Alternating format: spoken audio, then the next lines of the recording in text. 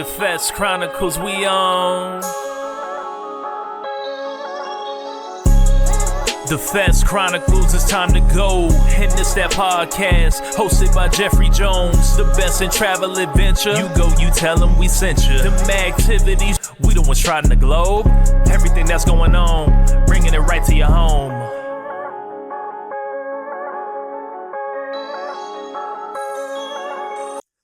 Welcome, everyone, to this episode of the Fest Chronicles. And today we have a really good show about a festival that I recently discovered.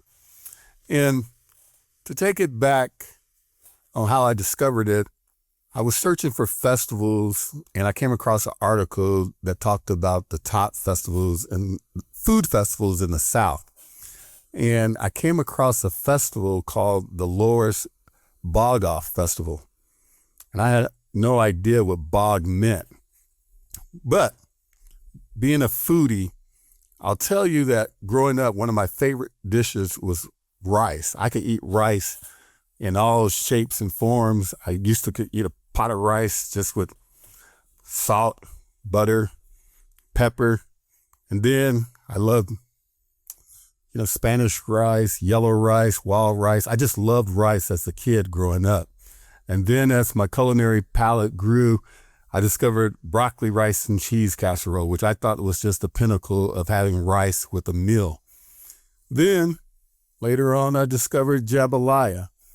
And at that point, it was just heaven. I ate jambalaya anytime I could go to a friend's house, jambalaya. I would just go to Louisiana just so I could have really great jambalaya. So when I discovered this festival, I had to look up and see, okay, well, what is bog? And I saw that it was a rice dish.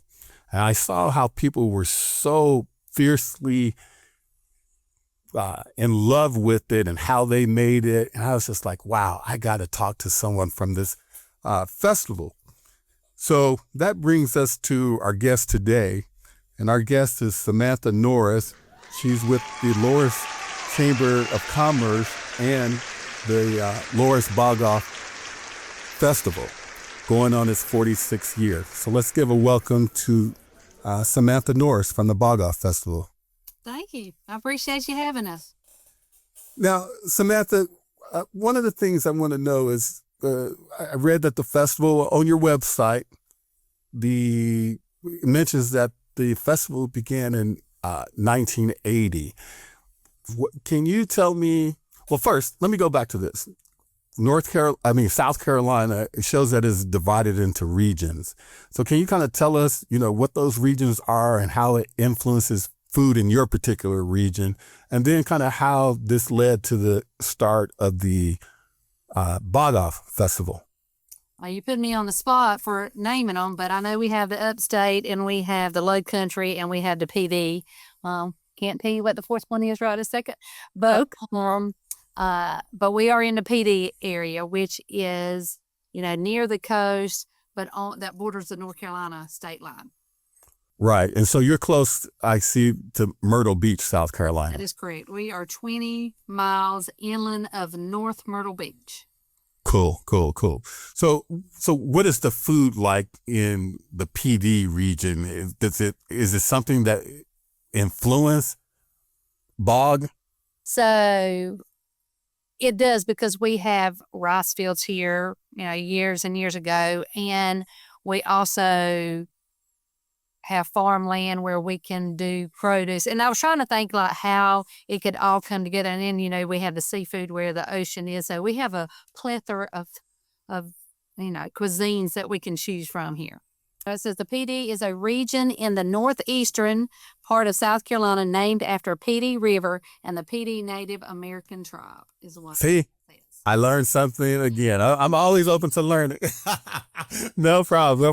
It's kind of like I knew, but I wanted to say it correct. I didn't want to be wrong about what I was thinking. So that includes like Horry, Marion, Dillon, Florence, Darlington, Marlboro, and other, and Loris is in the PD area. So those are the PD areas. Right. So tell me this, the term bog, does it come from that area, or did it come from somewhere else? Or can you kind of give me some idea of what? Because the chicken is bogged in the rice. Oh, okay. All right. Okay. See, that's simple enough. I was trying to make it harder than. It's simple, and so it's a bog-off because it's a competition. That's how it started out. So, yeah. Right. So the chicken is bogged in the rice. Okay. Okay, cool. Now, let me just tell you something crazy. All right. Georgetown County is not far from us. So they call it Perlo. And we have a whole thing. So, and we're in Horry County. It's spelled Horry. The H is silent. You do not say it. So it's Horry County. And Georgetown County is the next county over. They call it Perlo. We call it Chicken Bog. So Okay. we always have a, thing going on. And so my dad actually was a preacher in Georgetown County, and they'd be like, it's Perlo. And I'm like, it's Chicken Bog. So I don't know why y'all calling it out, but I don't know why, if there's any really difference. Maybe one might be a little wetter than the other, but there's no difference. Hey, you beat me to it. I'm glad you brought that up, because I was looking online and I was going through all these different forums when I was researching this, and I saw on Facebook people were like, it's called, I didn't know how the correct pronunciation, but I heard you say Perlu, and some people say, oh, it was drier. Some people say it's wetter. And so it's, but to you, it's all the same. Yeah, it's Chicken Bog. Okay, great. All right. So then tell me, this is unique, folks. And one of the things I've never seen this before, and I'm going to get a picture of it. I've never, how you see historical markers everywhere? I've never seen a historical marker dedicated to a food dish, but I saw a historical marker. Yes. Is that in your county? It talks about bog. Yeah, so I literally can walk out of this door. I'm at the Chamber of Commerce right now. I could walk out and probably go 20 feet, and the sign is sitting right there. That is amazing. How did that come about? So the Horry County Historical Preservation, and I'm sure that there's more words in there, they wanted to put a marker out. And so they did their research and found out that we, served bog many, many hundreds of years ago. And so they, I'm going to have to, send you a picture of it, and it says on there, but that's how it became a marker for our town. So it literally is right outside the library. There's there's a store between the library and the chamber, and it's sitting in the library yard. Wow. Yeah, I saw that. I was just so blown away. I mean, usually you see markers for all kind of things. I said, this is the first time I've ever seen it for a food dish. So that's amazing. So now I've read that they say Loris is the capital of chicken and rice. Would you say that to be true? That the city of Loris is the capital of the capital of Chicken Bog. Yes. Okay. So let me ask you this: tell me how the festival and who started the festival, and why did they decide, hey, let's have a bog off? So what happened is 46 years ago, the Loris Chamber of Commerce was sitting around, and everybody was doing town festivals, and they felt like they needed a town festival. And Singleton Bailey, which is our local pharmacist here, he has recently retired, but he was on the board at that time, and he said, let's do a chicken bog cooking contest, because everybody thinks that their chicken bog is better than everybody else's. Now, no. Chicken bog is the same. They're always different, and you can cook it over and over and over, and it will never be the same. It is kind of easy to make, but it's kind of hard. You got to have your own little twist, but no chicken bog is alike. So they thought it would be fun if they had a chicken bog cooking contest. And so it started in a bank parking lot with cookers. And then it continued to grow, and so this year will be the 46th, and I am proud to say consecutive. We have not skipped the year. Wow. It did not keep us down. We had the Bog-Off, so this is the 46th consecutive Loris Bog-Off Festival, and the cooking contest is still the main feature of the day. But you want me to tell you about the rest of the festival going? Yeah, actually, we're going to circle back to that. You're going to tell me the rest of it because I got to stay on the bog really quick and I know it's competitive. So on this your website, and can you tell the audience what that website is? I'm going to put it in the. It is Loris, and our town is spelled Loris, so it's lorischamber.com. Loris Chamber, and they can find the Bog-Off Festival on that. They can find everything on there about the Bog-Off. Okay, so you invite competitors in, or people come in. I saw several things, and I want to get to that on the website, but what would you say makes the Chicken Bog unique compared to other Southern rice dishes? I think that is, as far as like feeling, it is family, is togetherness, it is, a hug, it is grandma's, cooking, that kind of nostalgia feeling is what Chicken Bog is. I mean, it takes you to your childhood if you grew up here. It's always been a staple in our community. And it just reminds you of grandma and home and family and tradition, that kind of thing. Great. Now, there's a variation, like you said, people cook it different. I saw somewhere, you can tell me if this is true or not. I looked on there and they said some people make it with grits. Is that? We interrupt this podcast with an important public service announcement.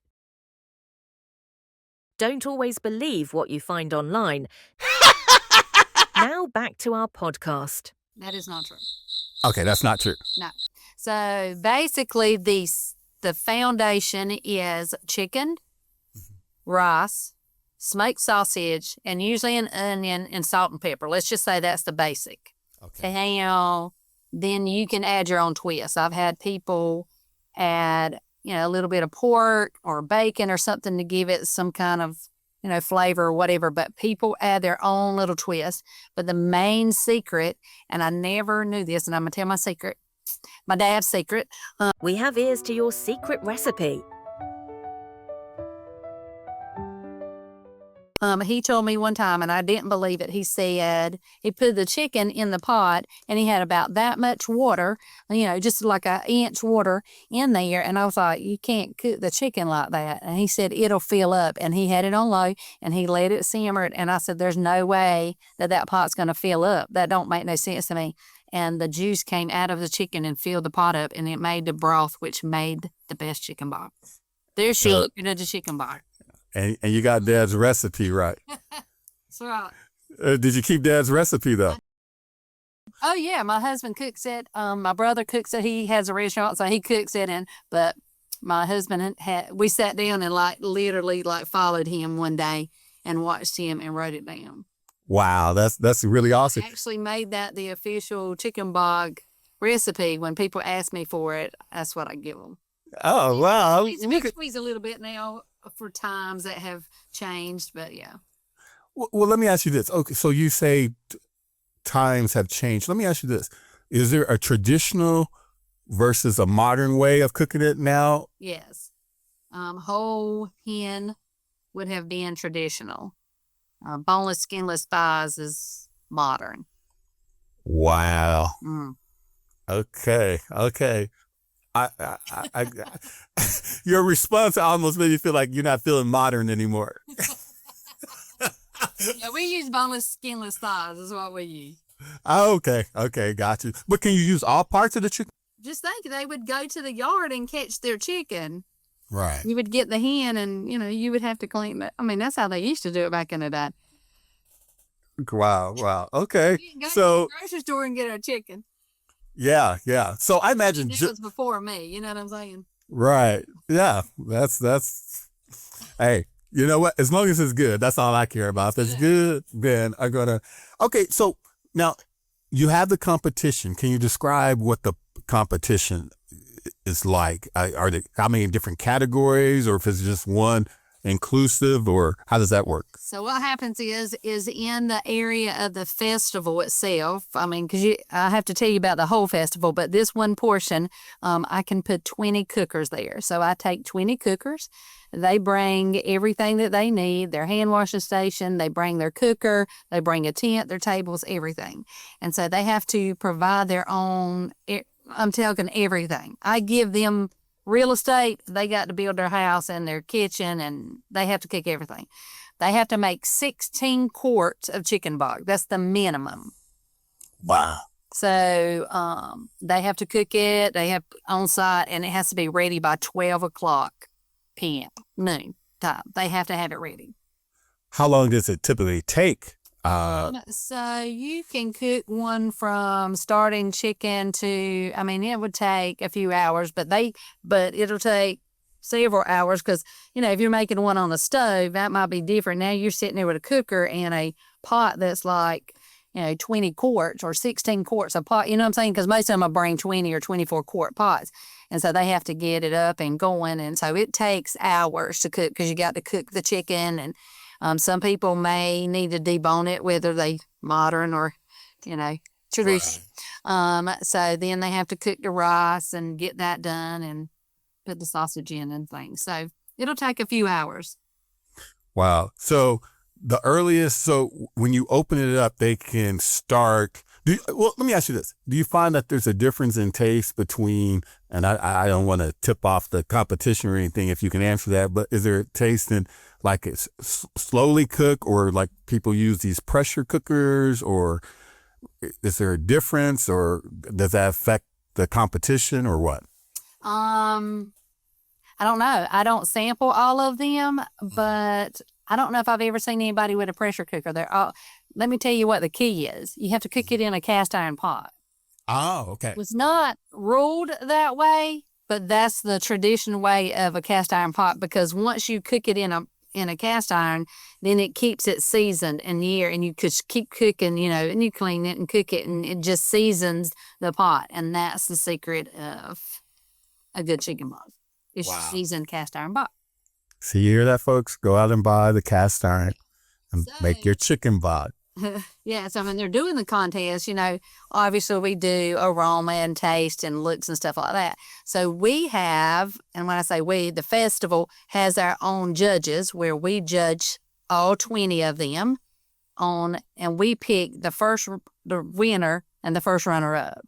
But then once we go around and we collect all 20 samples. We go to a private room, whatever, the judges are in there doing it. Then we sell tickets for 250 people. They can sample the chicken bog. Wow. We vote. And then we have a people's choice. So we have a winner, a runner-up, and a people's choice, or the three that gets it. So has there ever been, I'm not trying to start problems or anything, but has there ever been conflict? Like, okay, so the people's choice versus they say, well, this is the overall winner, or has there ever been the same? Has somebody won the people's choice and the overall? They have. Okay. Yeah. It's not, sometimes they do and sometimes they don't, but yeah. Mm-hmm. Right. Have you had somebody win it consecutively or more than once? Yes is the answer to both of those. Whether it's people's choice or winners, yes. Okay. Awesome. Okay. So I read that the festival draws 30 to 35,000 people. So how has this affected Loris? And I'm going to get back into the whole festival, but I would say more than that amount of people come. But how it affects Loris, it boosts the economy. I mean, that's what it was made for. The chamber is to promote our town, promote our businesses, and we do events to boost the economy and get people to come see our town. And so I'm sure Singleton knew that, and the chamber back then knew that it was going to help, but I don't know if they realized how big and popular and important this was going to be. Yes.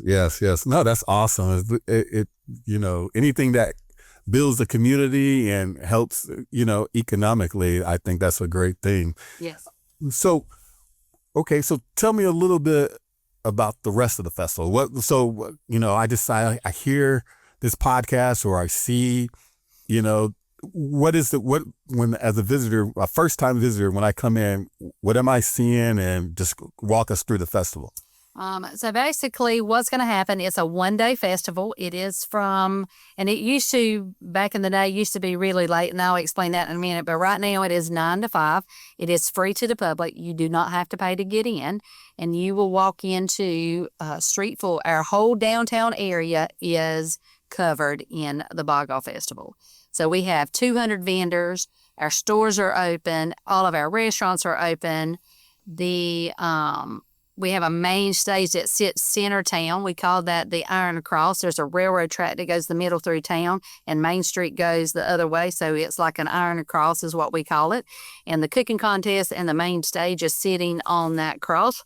And we have 3 stages of entertainment. We have a car show. We have a kids area, 200 vendors, and the cooking contest. So Wow.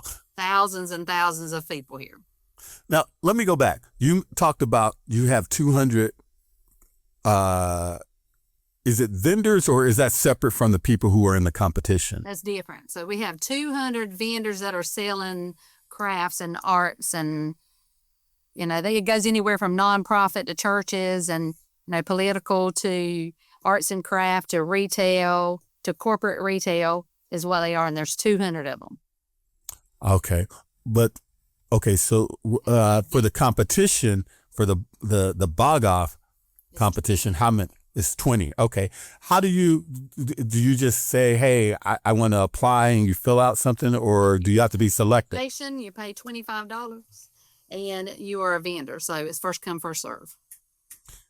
For the Bog. Mm-hmm. Okay.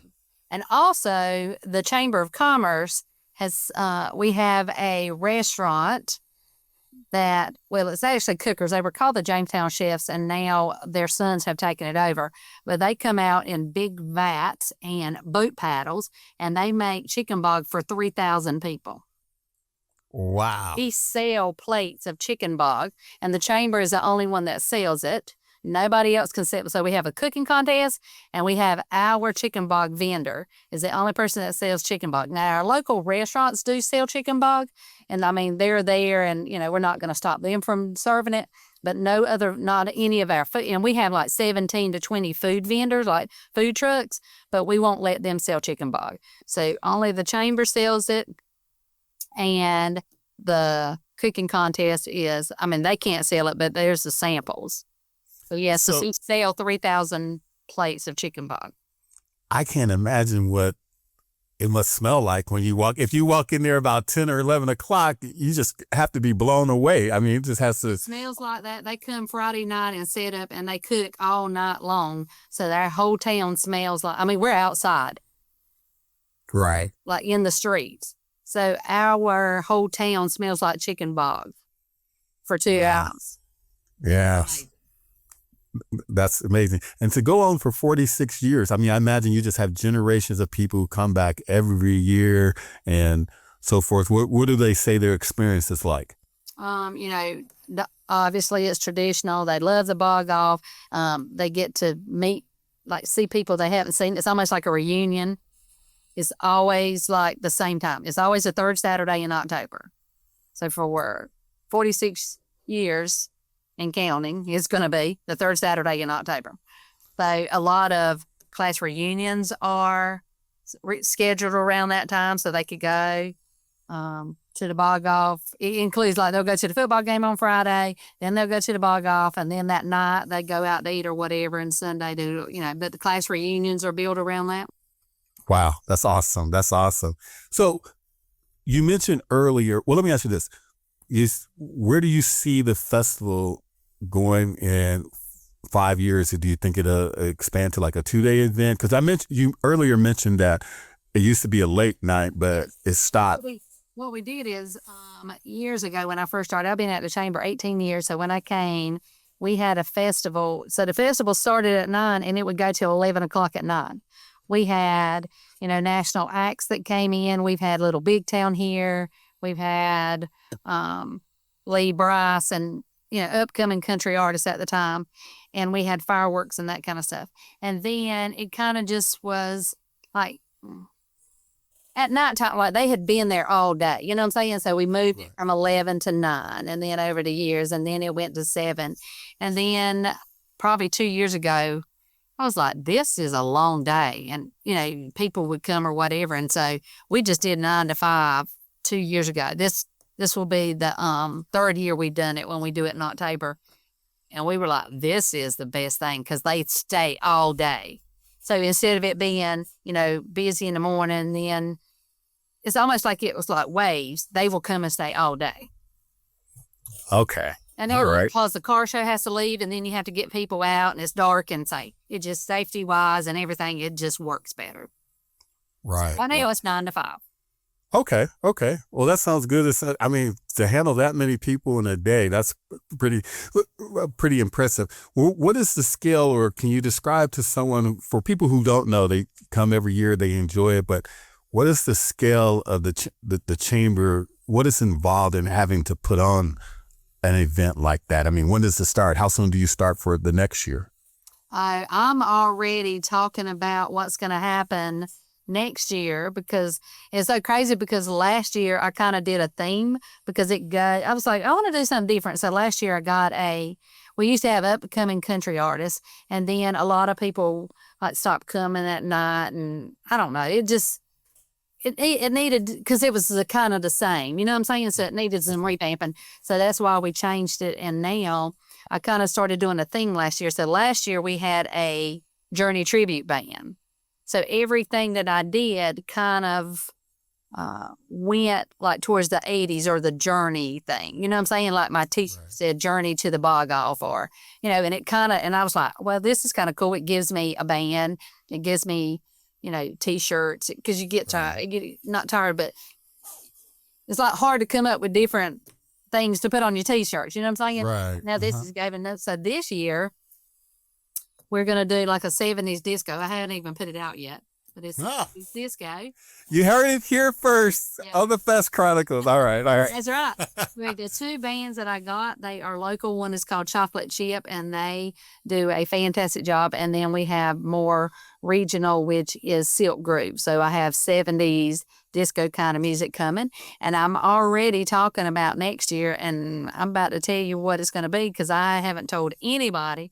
All right. A big announcement in the Fest Chronicle podcast about the Bog-Off Festival 2026. Yeah, so next year is going to be Beach and Boogie. So I'm going to bring in some national beach bands. So, and then that changes up because it was all country music. And so now, we went from Journey. Now we're going to do, 70s. Next year we're going to do beach music. You know what I'm saying? And so yes, theme kind of gave it a different perspective.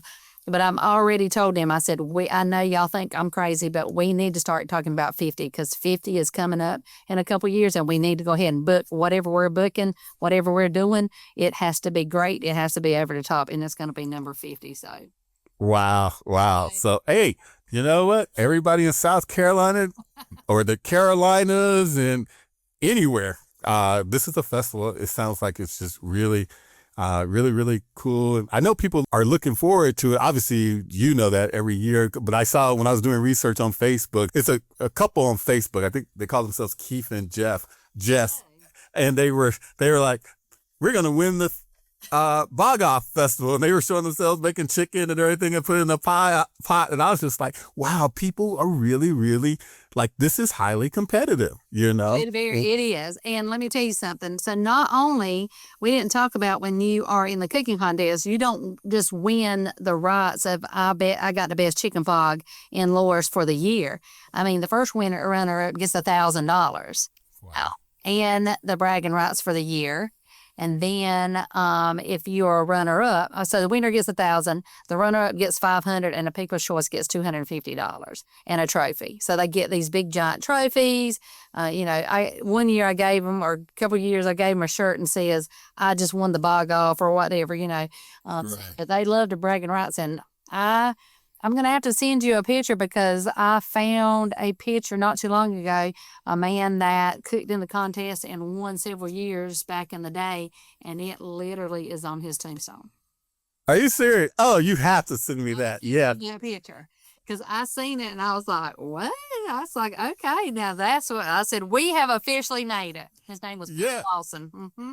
Wow. That is. Has anyone won and then started like a restaurant or anything? I don't know, but I know that they had been contacted and they would go cook Chicken Bog for organizations or events and catering. So I'm going to say yes. Mm-hmm. Yeah. They may have cooked for large crowds. I don't know if they started a restaurant, but I'm pretty sure one of them have to. Now, can you find bog in, let's say I went to the grocery store, like here, I'm in Austin, Texas, and, things become popular. You see it in the grocery stores. Would somebody find bog in a grocery store, like in a container or something? Or no? No. No, man. She didn't even say no with a smile on her face. She just said, yeah, no, that's cool. I just didn't know. I didn't. I'm sitting there going, is there anybody that does that? But I will tell you this. So, but see, Samantha, and I don't mean to cut you off, but I'm about to put you onto $1 million idea. This should be a year from now in grocery stores, Samantha Norris Bog in little container. All right. I was going to say, but it probably was about 8 years ago or something. People would come here and be like, oh, I heard about your Bog-Off. Like, where can I get Chicken Bog? And I'm like, I don't know. And so I said, this is crazy. So we started a program or an initiative. I don't know what to call it, but it's bogging every day. I said, there's no reason that somebody cannot come to this town and find Chicken Bog. So I went to the restaurants and I got them separate days. So like you can go to, Joey's on Backstreet Cafe on Wednesday, and Thursday you go to Shorty's Grill, and then Friday you go to Richie's, and Tammy's is Monday. I mean, so it's like a whole, like every day there's Chicken Bog in this town. You can eat it. So if a visitor came, I can send them any given day. Wow. So it's bogging every day. Yeah, no, this is really interesting. I had never, literally, folks, 3 months ago, I had never heard the term bog, which is crazy because when I Googled it, I start seeing all these people who have created bog, and, you go into the food and these food, online sites and everything. I'm like, why is it that I've never heard of bog? But, I'm going to have to make people in South Carolina upset because I'll practice my bog skills. I'll come to the competition and I'll win. Or is it only for people in South Carolina? You have to be a C? Anyway. Okay. Mm-hmm. All right. Okay. So for those that's listening, it is chicken and rice and smoked sausage and whatever you choose to put in there. And it's cooked and it's not wet and it's not super dry. It's just perfect. And then it's not like a jambalaya. It's not spicy like that, and it's not wet. So it's just a perfect blend of chicken, rice, and sausage. So I know I said I was going to ask you, like, if my last meal, and I said, Samantha, or they come to you and say, Samantha, for just last meal, he requested bog. Chicken bog, what are you going to put in it? Yeah. Hey, what I put in it? What would you put in it for me if it's my last meal? Yeah, so I would probably start out with some sausage, like ground sausage, and cook it up. And then I would put the chicken in there and let it simmer for a couple hours, and then put the sausage and the rice and onion. Oh, I would have put the onions in there first, and then that kind of would have been your chicken bog. Okay. And how long does that cook for? And I have salt and pepper, and you have some, chicken stock, and it'll probably take 2 hours or less. Oh, okay. Cool. Is good. I'd say 2 to 2.5 hours. All right. My husband usually cooks it, so I don't cook it. So. Okay. Hey, that's good for you. But you could cook it if you needed to. Yeah. All right. Okay. So this is going to be my last question for you. You decide to come to the Bog-Off Festival. You're going to spend the day there, but let's say somebody comes from out of state or, a long distance. What are some of the local attractions around that area that you would say, hey, come here, stay here, any particular hotels or, or other things to do outside the Bog-Off? Well, let's talk about Loris. So Okay. Loris is a small town that was built around a railroad track. So railroad came through here. It was, timber, and the timber company cut the land down and started building a town, and that was in 1887. And in 1902, it became a city. The crazy thing is the city of Loris, there's like about 25 to 3,500 inside the city limits, but the zip code of Loris goes well beyond the zip code. So we have about 20,000 people inside our zip code, and then our city limits is smaller. We have one hotel here that just recently renovated, so we're excited about that, and that is the Coastal. And it's so funny because they changed the name and I always get it wrong. But anyway, we got one here that is brand new. And, we have a river that's not too far. But our quaint downtown is, just think about like Mayberry, and it's like a small little quaint southern town. That's what we have. We have restaurants. We have, ice cream shops, and we have shopping and that kind of stuff. We don't have a lot of entertainment things to do here, like bowling alleys and movies and stuff like that. We're close enough to Myrtle Beach where we can enjoy the amenities, but we don't have to pay for those amenities, pay the, taxes and stuff like that. But we point ourselves as the back porch to the Grand Strand. So the Grand Strand has every amenity that you need, and you can go down there and watch movies and bowl and whatever. But here you can sit back, and it's laid back kind of southern days, and that's what it is. And so we have football on Friday nights. It's just like Friday Night Lights. You see, it's football games on Friday nights. But we also, the chamber tries to do events in town and try to bring it. So we have Downtown Tuesday. So every Tuesday night you can come to Loris, and we have different events, whether it's a luau, we might have Christmas stuff, we might have painting, whatever. So we try to do that. And we have different events throughout the year. We have like a large car show that we have in April. So we kind of bring our own little entertainment here. But if you are needing to go to the movies and bowling and that kind of stuff, obviously Myrtle Beach is not that far. 20 minutes and you're in Myrtle Beach. So. Right. Now, the University of... Like a major, Walmart or anything like that. We don't have anything like that. There's 130 minutes each way from here. So. Well, hey, you know what though? It's good to support local businesses. That's right. So we have a lot of mom and pop shops here, but we have fast food restaurants here. We have a huge hospital system here that brings a lot of employees here. So, our town is thriving and is great, and we're not that far we're literally 6 miles from the North Carolina line. So we have a lot to offer in our little small package here. Right. Well, Miss Samantha Norris, I really appreciate you sharing and spending time with us at the Fest Chronicles, letting us know all about the Loris Bog-Off Festival that's going to be held on October 18th, 2025. So people, when you hear this, make sure you try to plan a schedule to get out there. I will make it out there. I can't make it out there this year, but it is my plan to go to all the festivals that I feature on the Fest Chronicles. This sounds like so much fun, and I'm a foodie, especially if you're a foodie. I would highly recommend this. This sounds really great, and we really appreciate you spending time with us today. Thank you. I appreciate it.